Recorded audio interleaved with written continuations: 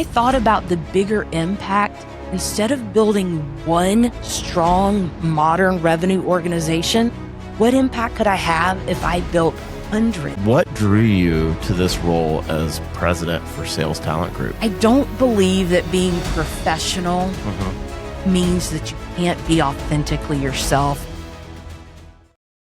Welcome to the Next Tier Podcast. The Next Tier Podcast is a leadership podcast about leaders defining their stories that create and craft organizations. Today, I have the pleasure of introducing my really good friend, Jenna Hicks. Jenna, you and I have known each other over 5 years now. Hard to believe. I think we met originally at the Mill in Roswell on a Tier 4 dinner night. We've traveled the country, made each other laugh more times than I can count, honestly. But you've built this career that's really interesting, and it's at the intersection of enterprise technology, go-to-market strategy, sales engagement, and customer experience. Now you're stepping into a new role, a role of president of Sales Talent Group. Before we talk about business, what should the listeners know about Jenna Hicks? Well, before we even get to what they should know about me, what they should know about us is that I think we hold the record for the shortest trip to the Masters Ever. We get through the gates, walk, 20 feet onto the course? I think we went through the gift shop, stood in that line first, right? I mean, priorities. We got the merch. We got the pimento cheese sandwich. Yes. Yep. And then what happened? The horns happened, and we were booted off the course. Cleared the course, evacuated the course because of weather, and our day was kind of done at the Masters tournament. It was. Yeah. Thanks to my friend Martin, we were able to hang out at the Magnolia House for a little bit. Shout out to Martin. Yeah, Magnolia Club. Shout out, Martin. Thank you. Shout out to Took care of us that day. And to those purple drinks. Oh, man. The transfusions, that's where it's at. Yeah. Another funny story before we get into who you are. When we were in Coeur d'Alene and we took a boat trip out on the lake, we found an abandoned lily pad. Do you remember that? I do. And we could not get our wives out on that lily pad, but you and I were out there running on it and wrestling and falling into the lake on this abandoned lily pad. That is probably one of my funniest memories of that trip, was you and I out there on this abandoned lily pad. And that water was not warm. No, it was cold. It was pretty cold. It was cold. Definitely not the East Coast. In August, too, by the way. Right. In August, too. Yeah, we've had some good times. I'm glad to be here with you today, so thanks for having me. Yeah, absolutely. So what folks should know about Jenna Hicks, first and foremost, I'm a mom. Yep. My son Tanner is 11. He's actually starting middle school on Monday. So I figure I've got, 4 to 5 more days of being considered somewhat cool before I'm embarrassing and lame to him. Yeah. And that's all probably payback, because my mom reminds me often that when I was about Tanner's age, she and I were walking through a mall back when indoor malls were a thing. Oh, yeah. She and I were walking through the mall, and coming toward us were a group of girls.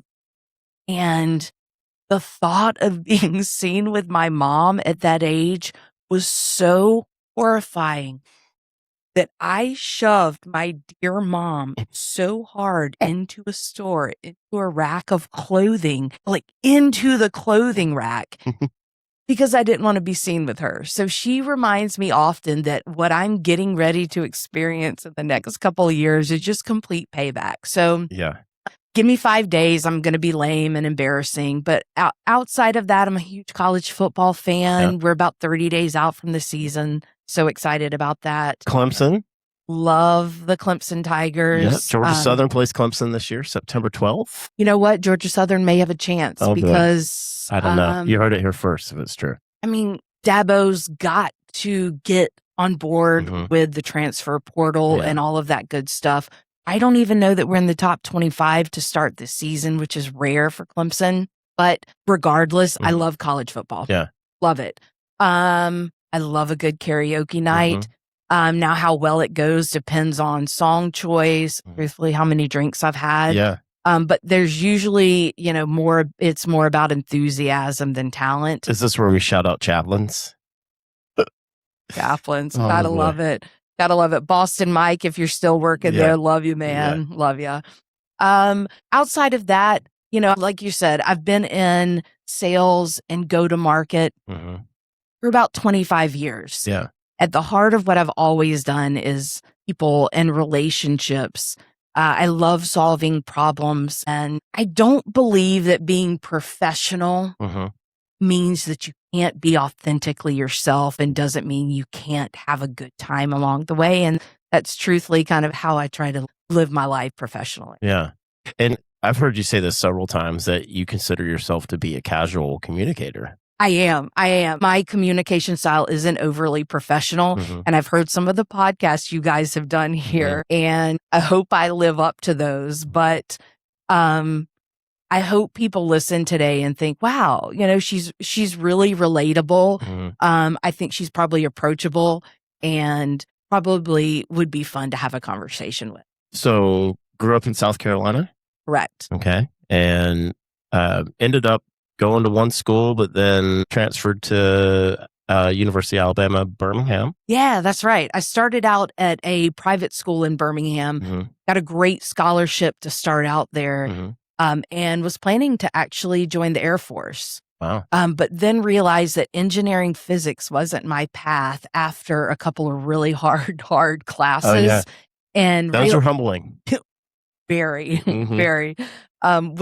When a lot of classes in high school came fairly naturally and easy to you, and then you go to college and you're away from home for the first time and you're taking these harder classes, humbling is a perfect description of that semester. But my sophomore year, I realized, you know what I actually am really gravitating toward is solving issues. It's the relationships, it's the people. And so I wanted to switch to kind of more of a business or a marketing track. Yeah. And that scholarship didn't transfer over to that major. Really? And I didn't want to leave college with a huge debt. Okay. So I realized that in the same city in Birmingham, I could switch from Samford University, go Bulldogs, to UAB, shout out to the Blazers.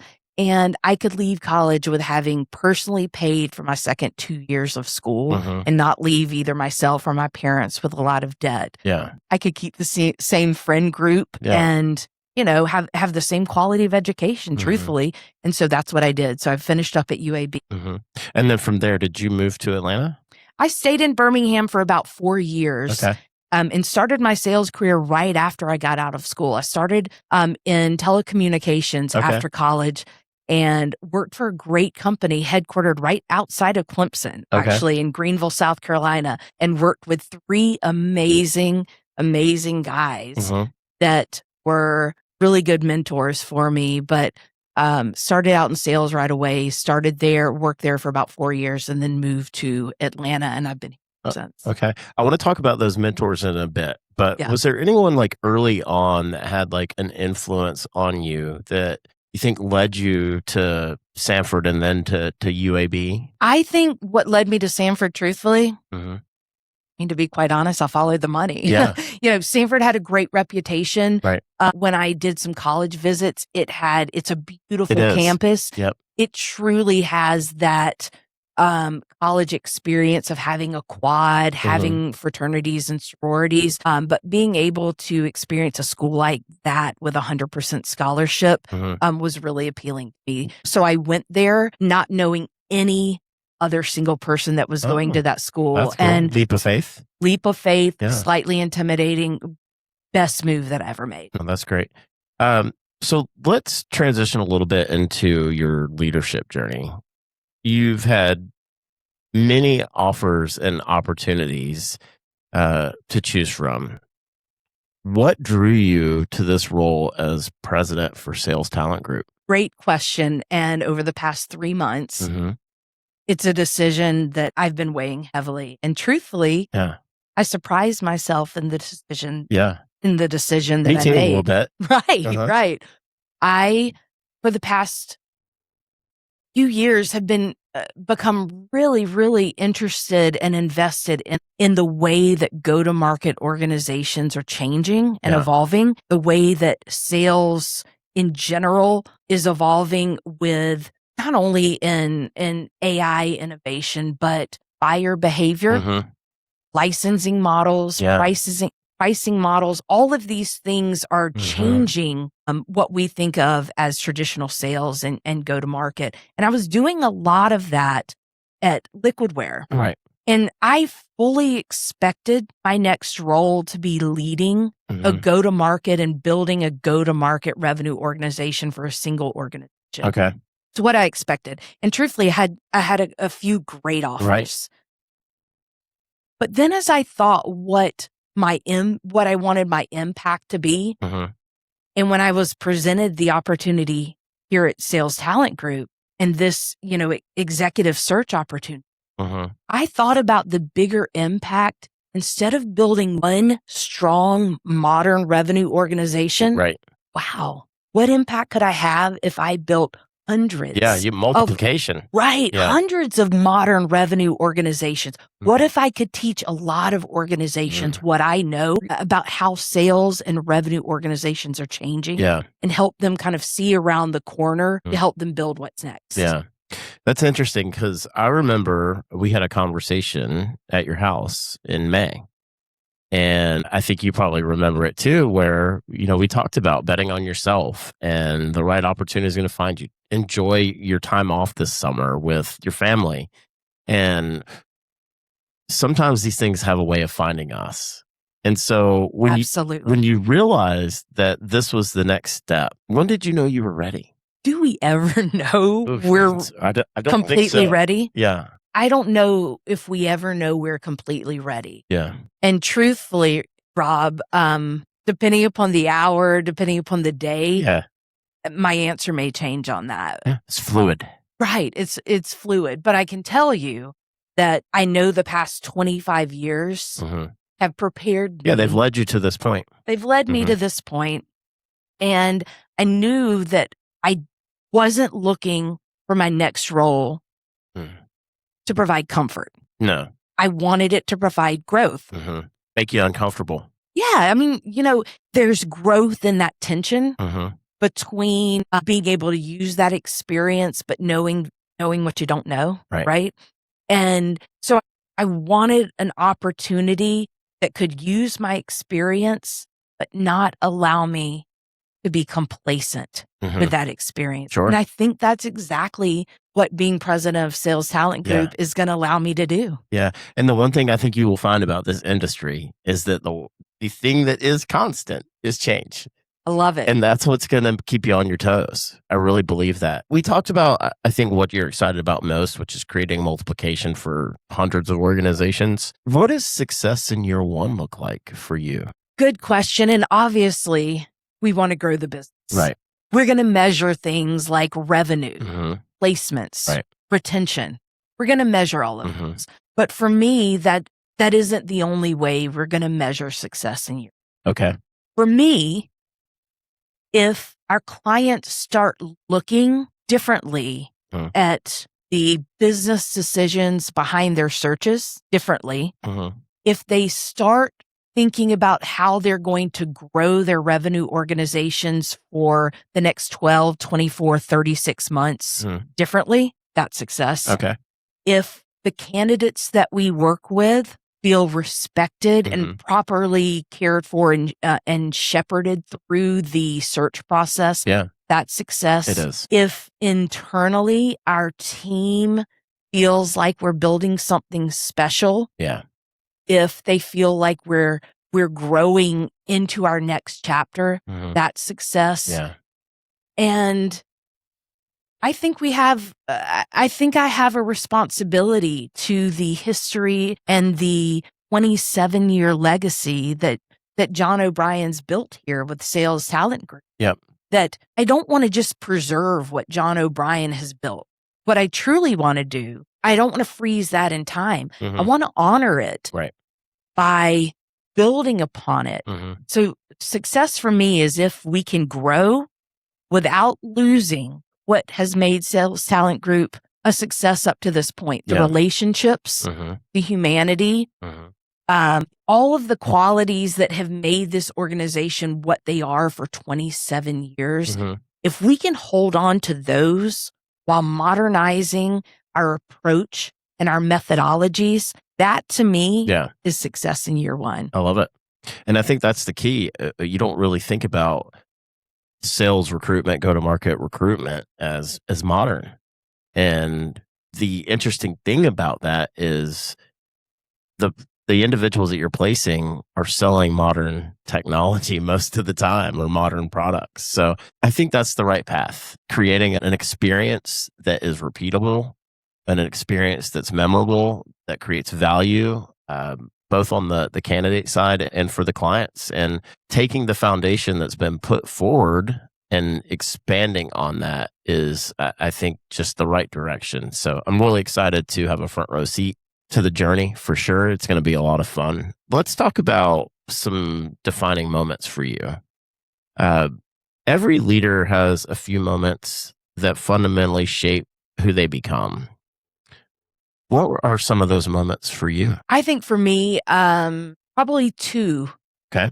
Two jump out at me. And one was pretty early on. The first company that I mentioned that I worked for early on, it was a telecom company at the time when telecom was being deregulated. So there was a lot going on. Okay.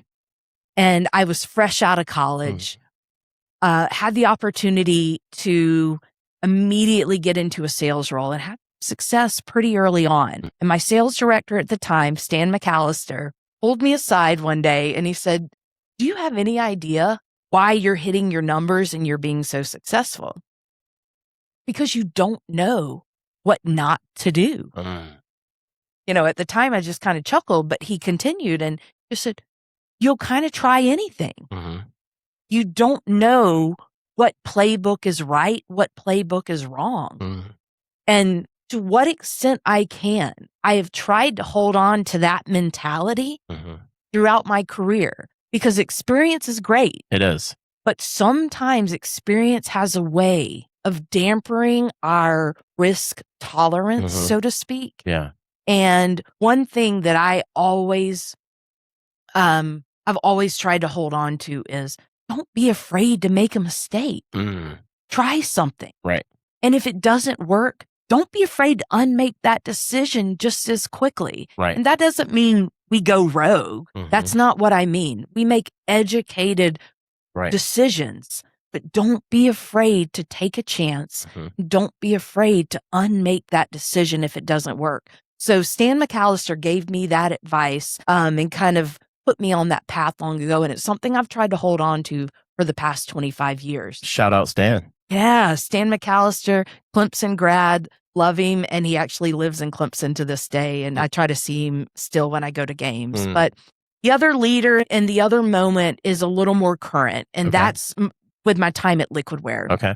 I had the opportunity to work with our COO, Chris Ackerberg, pretty closely over the last 10 years and really closely over the past 5 to 6 years. And there came a point in Liquidware's tremendous kind of growth cycle that Chris recognized that our company needed a little more strategic direction when it came to sales strategy, some frameworks, client development, client engagement. And he had a really tough decision to make, whether to take the number one sales rep out of the field for a good portion of the time for the betterment of the entire organization and the team. And he did just that. And that moment put my career on a different trajectory, but it also taught me something important. And that's that leaders have to make decisions sometimes that don't seem to maybe perfectly make sense for that moment in time. Right.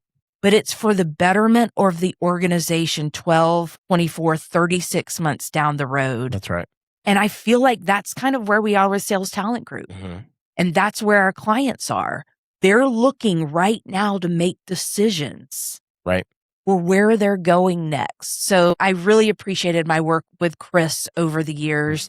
And I really appreciated that, kind of brave decision he made by taking me out of the field a good bit of the time so that I could work more on overall corporate strategy and frameworks and value and things like that. That's great. So 2 takeaways. We talk about it all the time here. So what I learned from you and your journey with Stan, repeat what works, iterate what doesn't. Yeah. Sometimes we come with bad habits or premonitions, and we've got to remove those barriers in order to be successful in our next endeavor, our next role. I think with Chris, I come back to a Kirby Smart quote on leadership. Go dogs. And he says, despite our efforts to do the best for the most, we will still be disliked. And I think about Chris making a decision that maybe, some folks didn't agree with at the time, but it was very forward thinking and it put the right people in the right seats, maybe at a time where that wasn't fully understood. Yeah. And I think that's where, as leaders, it can be really tough. And sometimes we make decisions that aren't the right ones, and we have to learn from those mistakes. So I think it's a full circle moment there. Let's talk about building trust. You've worked in industries where trust is everything. What have you learned about earning trust quickly? No matter what happens with technology, Mm-hmm. the heart of what we do, what you and I do daily, it's Yep. always going to come down to relationships. It does. Period. Yep. But I think sometimes people equate trust with having all of the answers all of the time. Mm-hmm. Maybe being the smartest person in the room all of the time. And I've never subscribed to that. Mm. Now, I've also never been afforded the luxury of being the smartest person in the room all the time. For the past 6 years, I've been paired up with a brilliant sales architect, solutions architect, and Matt Boyajian. And he truly was the smartest guy in the room. Yeah. So I didn't have to be that. I Mhm. couldn't play that role. But I think sometimes being able to say, I don't know, let me find out, Mhm. that builds trust. Yeah. And then I think what solidifies that trust and retains that trust is being consistent, doing what you say you're going to do Mhm. consistently, Yeah. showing up when you say you're going to show up, Mhm. send that communication, even if it's not what the person wants to hear, Mhm. is really important. So I think at the heart of sales, at the heart of go-to-market, it's always going to be relationships and trust. Mm. But I don't always think we have to have the answers. And I don't always think we have to be the smartest people in the room. Mm. It comes down to relationships and consistency for me. Wow. It's funny when you said that. I was thinking about intentionality and excuse me, how important that is in our journey. But in my new role, I've been learning to say, you know what? I don't know that. Let me go and research it. Let me ask and get back to you. And it messes with your ego a little bit. It's a mindset shift that has to happen for us to be able to say, okay, I don't know. Give me some time and I'll get back to you, or I'll bring resolution to it. And I think in a solutions role or a consultative or a trusted advisor role, that honesty and transparency, it does build trust. It creates, I think, a commonality with the person on the other side that they go, okay, we don't have to know everything. This is why I'm asking. He doesn't know, but she's going to get me an answer. It's respected. Yeah. Right? It's respected because someone can relate to that. Mm-hmm.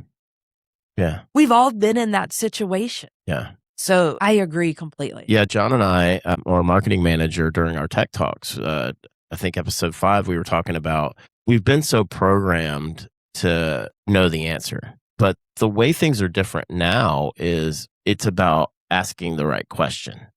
Absolutely.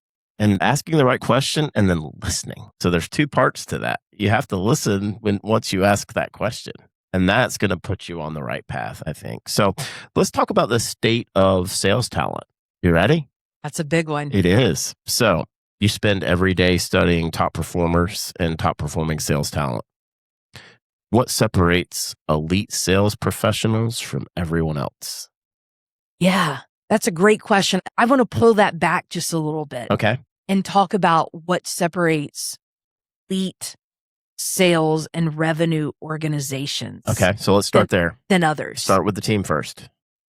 And it's something that you talk about a lot. Okay. I think it comes down to adaptability right now and curiosity. Yeah. And we hear those terms a lot. But why we hear those terms a lot right now is because there is a lot of change happening. Yeah, it's constant.